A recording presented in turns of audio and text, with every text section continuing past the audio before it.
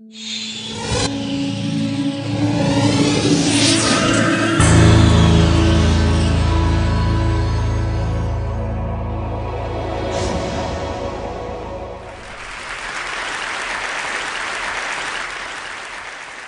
was here 4 years ago, and I remember at the time that the talks weren't put online. I think they were given to TEDsters in a box set of DVDs, which they put on their shelves, where they are now.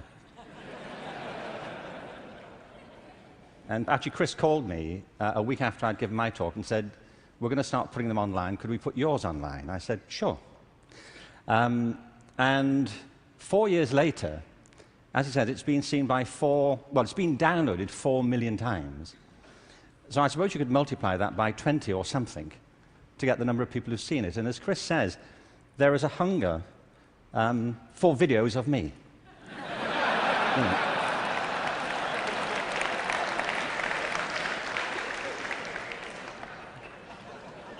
Don't you feel?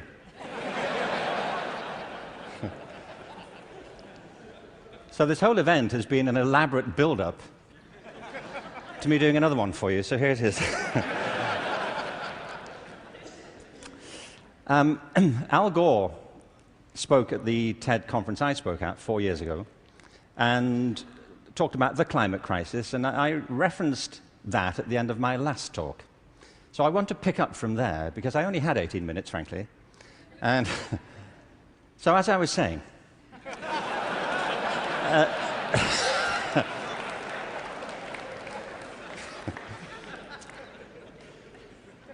you see, he's right. I mean, there is a major climate crisis, obviously, and I think if people don't believe it, they should get out more.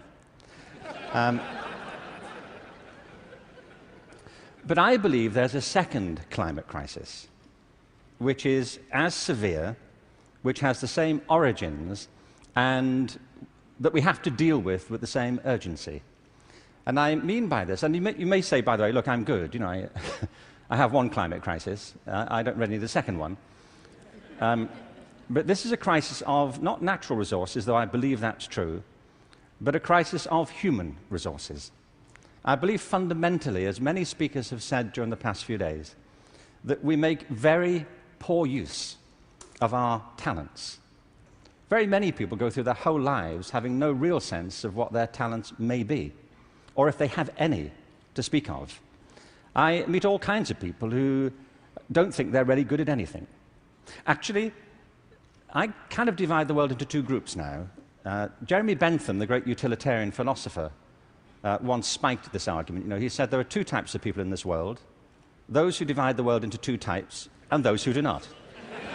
Well, well, I do. And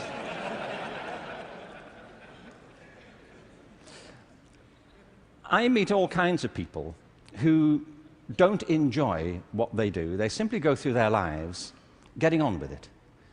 They get no great pleasure from what they do. They endure it rather than enjoy it and wait for the weekend.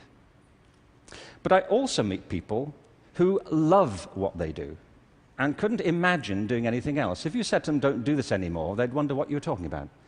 Because it isn't what they do, it's who they are. They say, "But this is me. You know, it would be foolish for me to abandon this because it speaks to my most authentic self." And it's not true of enough people. In fact, on the contrary, I think it's still true of a minority of people. And I think there are many possible explanations for it, and high among them is education. Because education, in a way, dislocates very many people from their natural talents. And human resources are like natural resources. They're often buried deep. You have to go looking for them. They're not just lying around on the surface. You have to create the circumstances where they show themselves. And you might imagine education would be the way that happens, but too often it's not. Every education system in the world is being reformed at the moment, and it's not enough.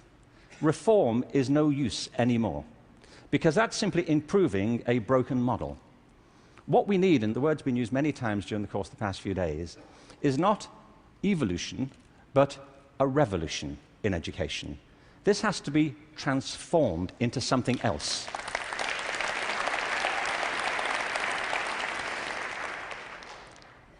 one of the real challenges is to innovate fundamentally in education.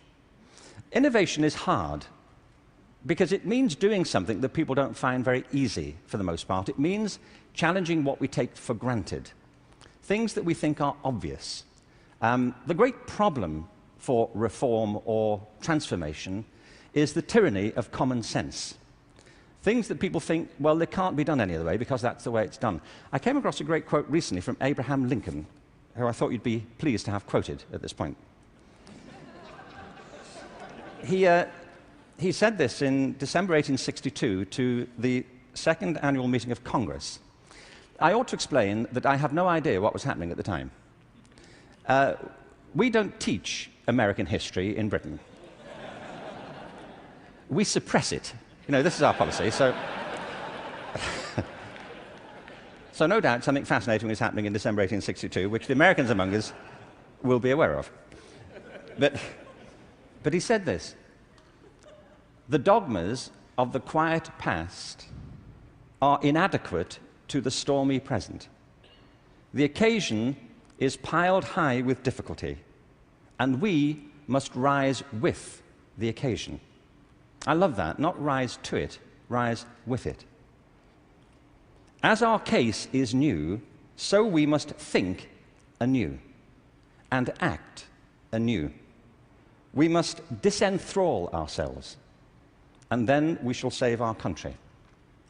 I love that word, disenthrall. You know what he means? That there are ideas that all of us are enthralled to, which we simply take for granted as the natural order of things, the way things are. And many of our ideas have been formed not to meet the circumstances of this century, but to cope with the circumstances of previous centuries. But our minds are still hypnotized by them, and we have to disenthrall ourselves of some of them. Now, doing this is easier said than done. It's very hard to know, by the way, what it is you take for granted. And the reason is that you take it for granted. So let me ask you something you may take for granted. How many of you here are over the age of 25? That's not what I think you take for granted. I'm sure you're familiar with that already. But are there any people here under the age of 25? Great. Now, those over 25, could you put your hands up if you're wearing a wristwatch? Now, that's a great deal of us, isn't it? Ask a room full of teenagers the same thing. Teenagers do not wear wristwatches. I don't mean they can't or they're not allowed to. They just often choose not to. And the reason is, you see, that we were brought up in a pre-digital culture, those of us over 25, and so for us, if you want to know the time, you had to wear something to tell it. Kids now live in a world which is digitized, and the time for them is everywhere. They see no reason to do this. And by the way, you don't need to do it either. It's just that you've always done it, and you carry on doing it. My daughter never wears a watch. My daughter Kate, who's 20, she doesn't see the point. You know, as she says, you know, like, it's a single-function device. You know, like... Like, how lame is that? You know, and I say, no, it tells the date as well. You know, it has multiple functions.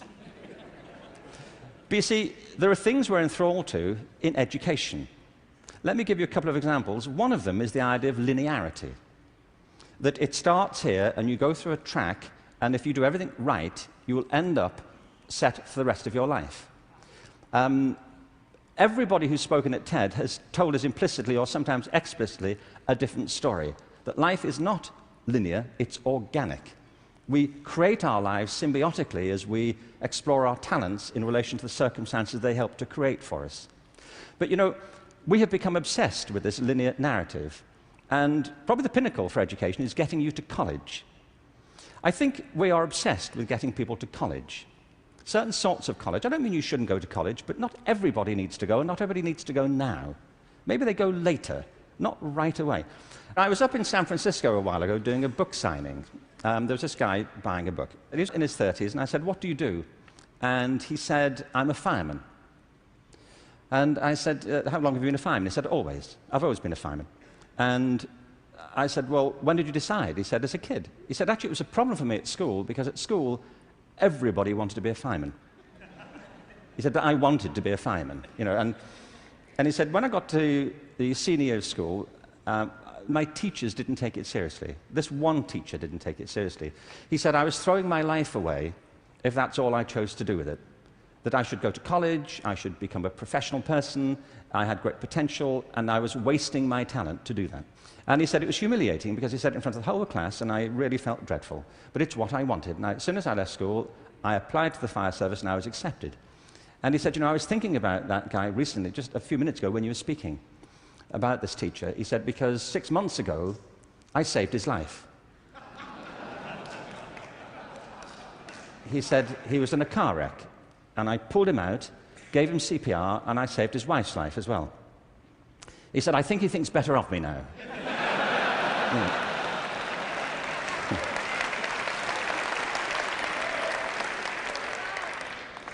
You know what I mean?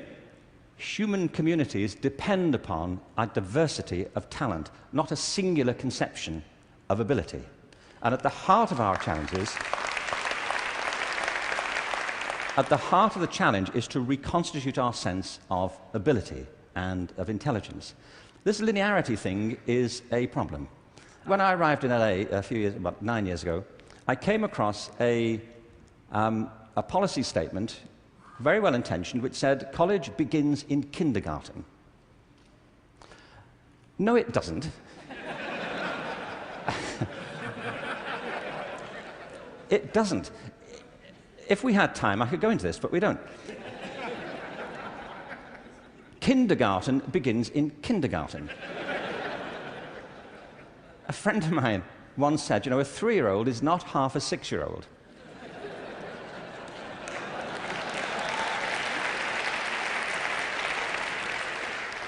They're 3. But as we just heard in this last session, there's such competition now to get into kindergarten, to get to the right kindergarten, that people are being interviewed for it at 3. Kids sitting in front of unimpressed panels, you know, with their resumes. Flicking through it, saying, what, this is it?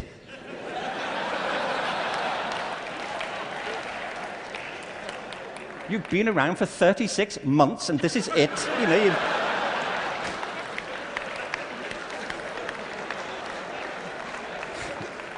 you've achieved nothing. I mean, spent the first 6 months breastfeeding, what I can say.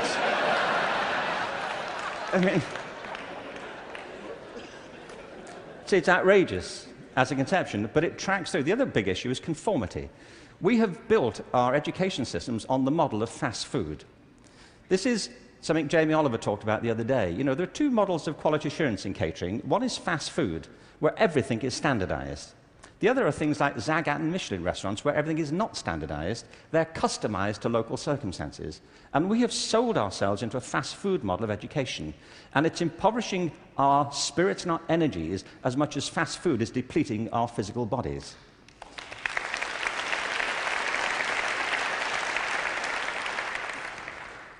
I think we have to recognize a couple of things here. One is that human talent is tremendously diverse. People have very different aptitudes. I worked out recently that I was given a guitar as a kid at about the same time that Eric Clapton got his first guitar. You know, it worked out for Eric, that's all I'm saying. You know, in a way, it did not for me. I could not get this thing to work, you know. No matter how often and how hard I blew into it, you know, it just wouldn't work. But it's not only about that, it's about passion. Often people are good at things they don't really care for. It's about passion and what excites our spirit and our energy. And if you're doing the thing that you love to do, that you're good at, time takes a different course entirely. My wife's just finished writing a novel, and I think it's a great book. But she disappears for hours on end. You know this. If you're doing something you love, an hour feels like 5 minutes. If you're doing something that doesn't resonate with your spirit, 5 minutes feels like an hour. And the reason so many people are opting out of education is because it doesn't feed their spirit. It doesn't feed their energy or their passion. So I think we have to change metaphors.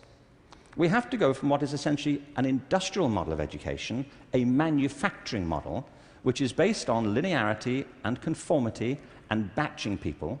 We have to move to a model that is based more on principles of agriculture. We have to recognize that human flourishing is not a mechanical process, it's an organic process. And you cannot predict the outcome of human development. All you can do is, like a farmer, is create the conditions under which they will begin to flourish. So when we look at reforming education and transforming it, it isn't like cloning a system. There are great ones, like KIPS. It's a great system. There are many great models. It's about customizing them to your circumstances and personalizing education to the people you're actually teaching. And doing that, I think, is the answer to the future, because it's not about scaling a new solution. It's about creating a movement in education in which people develop their own solutions, but with external support based on a personalized curriculum. Now, in this room, there are people who represent extraordinary resources in business, in multimedia, in the internet.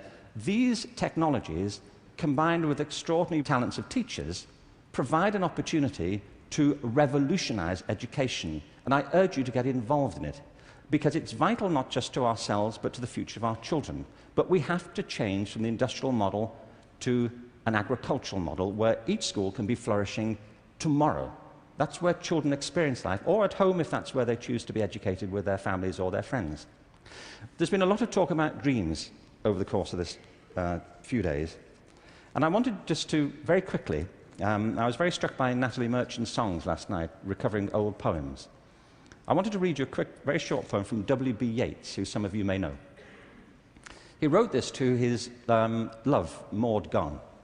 And he was bewailing the fact that he couldn't really give her what he thought she wanted from him.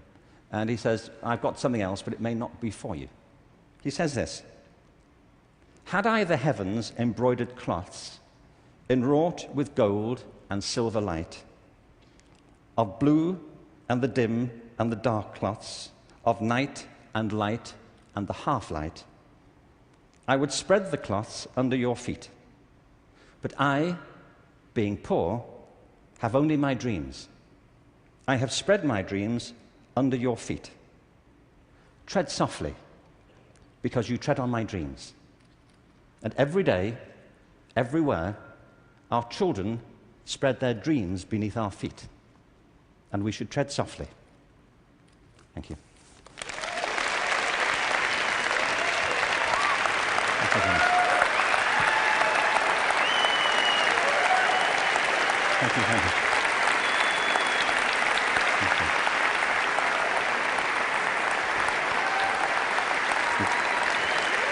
Thank you very much.